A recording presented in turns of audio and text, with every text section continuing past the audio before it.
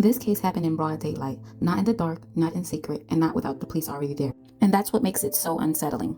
Weeks before the shooting, records and testimony showed rising tension between Quaneesha Johnson and DeMonte Smith, the father of her newborn child. According to the court testimony, there had been prior threats, ongoing conflict, and a growing fear that the situation could turn violent. This wasn't a random argument that came out of nowhere. This was something that had been building. Now let's talk about the morning of November 27, 2022 in Lithonia, Georgia. The night before, Quaneesha went out with friends and didn't return home until the next morning.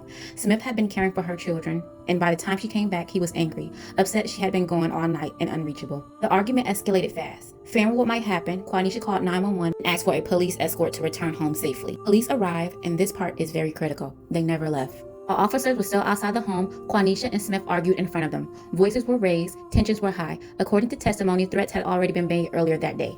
Quaneesha appeared afraid. At one point, she even asked officers what would happen if she had to defend herself, referencing Georgia's self-defense laws. Officers instructed her to place her firearm in her car, which she did. No arrest was made, no one was removed from the home. Police stayed outside, believing things were going to calm down, but they didn't. So at one point, Quaneesha and her daughter went outside to go retrieve her dog that ran off. And before Quaneesha had entered the house, she went to her car and retrieved her gun and a crowbar that she put in the car earlier when the police asked her to. Moments later, while officers were still on the scene outside, gunshot rang out. Police heard it. Inside the house, the confrontation had continued.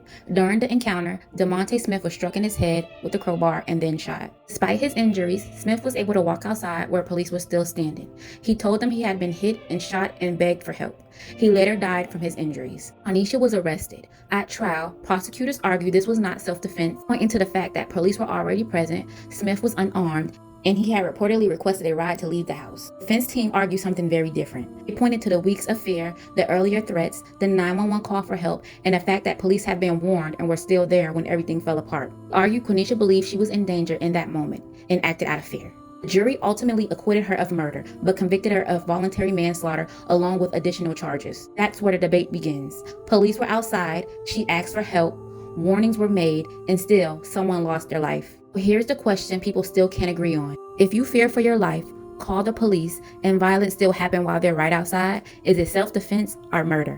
What would you have done? I'm like a goofy. I'm here watching your kids and my kid, you somewhere else with another nigga. You got off at 6. Calling me. But it didn't go no farther than that. No, I never came here. Where'd you go? No, she was scared because she knows she was wrong. She was scared. She's scared. She knows she's wrong. What's she scared for? Because he put hands on me 2 weeks ago. So yeah, I am. She put hands on me too a couple times. No, I have blue eyes.